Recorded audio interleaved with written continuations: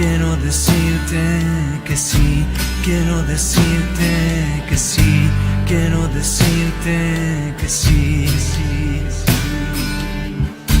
Quiero sentirte así, quiero sentirte así, quiero sentirte así, sí, sí.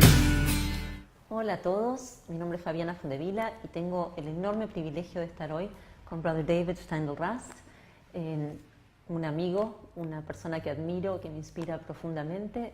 Él es monje benedictino, es pionero en la comunicación interreligiosa, es conferencista internacional y es autor de bellísimos libros, sobre todo sobre la gratitud. Y tuvo la enorme generosidad de prologar mi libro, se llama Donde, vive, asombro, prácticas para cultivar lo sagrado en la vida cotidiana. Y además de eso, por si fuera poco, me está brindando el regalo de conversar sobre esto brevemente mientras está acá en Buenos Aires, para que después podamos compartirlo. Así que, thank you so much. Va a ser en inglés la entrevista, subtitulada. Muchísimas gracias. Thank you so much for giving me this time and the unimaginable gift of your words in my book. Thank you, Fabiana. It's my joy because I really like this book and I think it's wonderful in the hope that very many people will read it. Thank you so much. That's beautiful of you.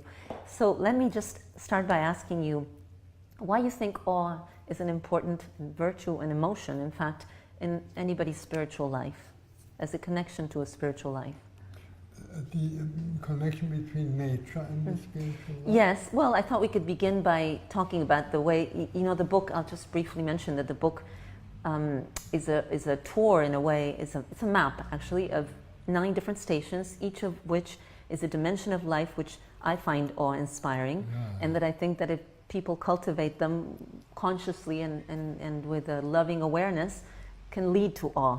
So yes, let's begin with nature, which is one of the first ones. I think it was a very good choice to begin with nature because for most people that is the easiest access to that great mystery, that awe-inspiring mystery, and that gives meaning to our lives. For instance, when you are under the starry sky at night, or when you stand by the shore of the ocean, you can hardly help being overwhelmed by something that you cannot name, but that speaks to you and touches you very deeply. And that being overwhelmed, that is what we call awe. To be overwhelmed by a power that at the same time delights us and frightens us. Exactly. Just like life, that delights us and frightens us at the same time.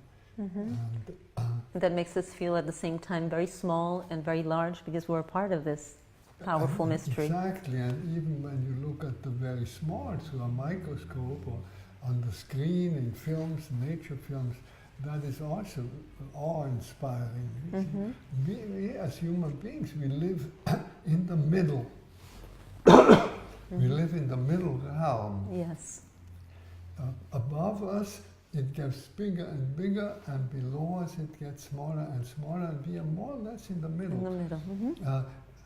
One thing that always inspires my awe and amazement is that when you look at the sky, in the visible sky, not necessarily with your naked eye, but for us human, visible sky, visible universe, there are more suns, like our sun, than there are grains of sand on all the beaches of the world, of this earth. All the grains of sand, and there are more stars in the sky. And that's the big. And the small, that in every 1 grain of sand, there are more atoms than there are suns in the whole universe. That's amazing. And we are somewhat in the middle and are looking at this. If that doesn't give you the chills, just talking about it, it gives me the chills. Me too. So this is what we mean by awe. And that introduces us to that mystery which makes all the difference in our life, namely whether we trust it or don't quite trust it, because it is both beautiful and frightening. Exactly. And besides the trust, which is an essential component, there's also the love that it inspires in us, the devotion even. Nature is a great source of devotion for many people, even if perhaps they don't use that word to describe it, but it's a source of connection with mystery and with the divine. Always a little careful with the word love, because it is so easily misunderstood, or it remains too vague.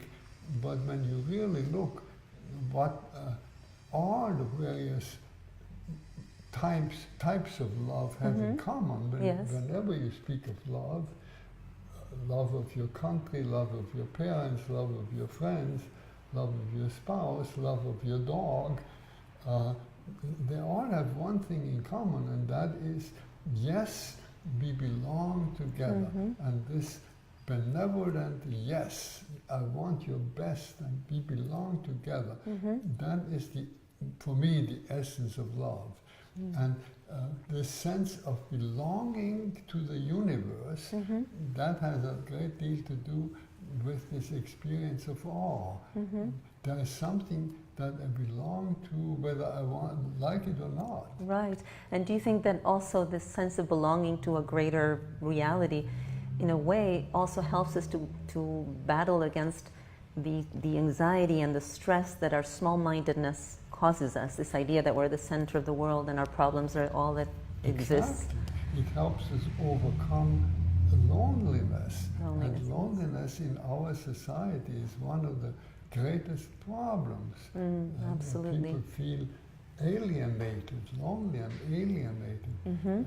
That means like aliens in this universe. But we are not aliens, we are at home. And not only that, but this universe for millions and billions of years has prepared for us, has been prepared for our coming, like parents prepare for the child before its arrival, and set up the room and set up the crib and everything. In the same way, this universe is prepared for us.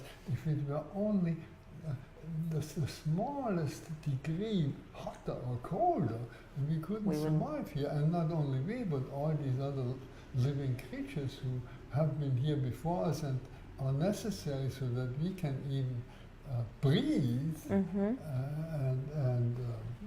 live and find food. So we are welcome here. We're welcome. And that is what you experience, and that is also awe-inspiring. Absolutely. And that doesn't only have to relate to the oceans and the mountains, which are not in everyday, they don't accompany us in our everyday life, but even the tiniest sparrow or the clouds you see on your way to work. One day I was giving a talk about bird language and what we can understand of it, and a woman came up to me afterwards and she said, "I want to tell you this, all this time I thought we were alone." And that was the most beautiful thing I've ever been told, because she understood, hopefully from the talk, that there is a community, that we're part of a community, even if we live in the middle of the city, amongst the cars and the buildings. Exactly. The bird that happens to come to your windowsill says, "Hello, you're not alone," and even the plants tell you we belong together. What we breathe out, you breathe in. There's a sense of communion and peace when we look at it that way. Do you think also our bodies, just to briefly mention another of the stations, which is inhabiting the body, which is the nature in us, right?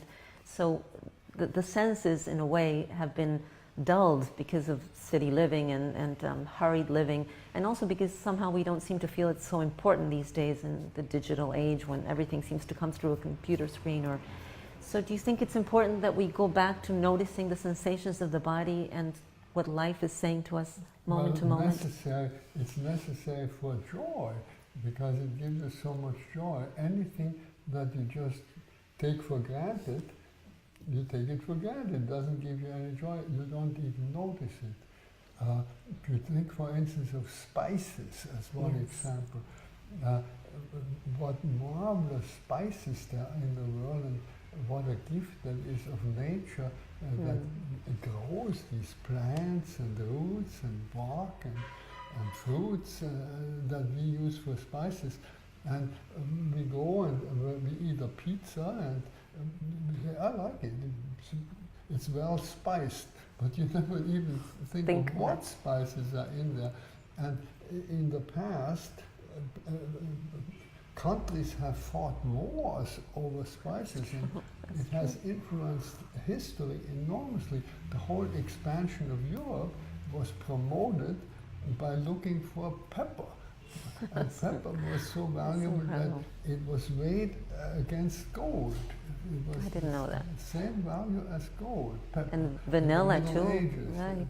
And now you do pepper on it, that's it. Like it's nothing. At least we should appreciate it and thereby enjoy it. And if we enjoy it, we are grateful for it, and it gives us joy. That's true, but don't you think that perhaps because of the way religions have been interpreted, perhaps wrongly interpreted, we have understood that the pleasures of the flesh are somehow unspiritual and are to be gone over, transcended, disregarded?